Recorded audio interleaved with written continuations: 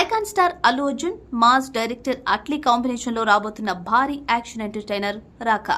ఈ చిత్రంలో Bollywood star heroine Deepika Padukone heroine గా నటిస్తున్న సంగతి తెలిసిందే. అయితే తాజాగా దీపిక రెండోసారి తల్లి కాబోతున్నట్లుగా ప్రకటించింది.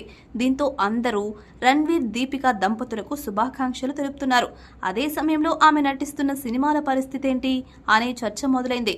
ముఖ్యంగా అల్లు అర్జున్ అట్లీ కాంబినేషన్ లో వస్తున్న రాకాలో దీపికకు సంబంధించిన షూటింగ్ కంప్లీట్ అయిందా అని ఆరా తీయడం మొదలుపెట్టారు.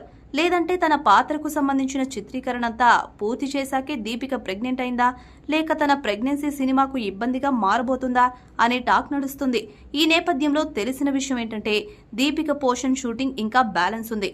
అయితే దీపిక ప్రెగ్నెన్సీ కావడంతో ఆమెకు సంబంధించిన పోర్షన్ ను వీలైనంత త్వరగా పూర్తి చేయాలని డిసైడ్ అయిందట చిత్ర యూనిట్. దీపిక ఈ సినిమాలో కేవలం గ్లామర్ కోసమే కాకుండా పవర్ఫుల్ యాక్షన్ సీక్వెన్స్ లలో కూడా కనిపించనుంది.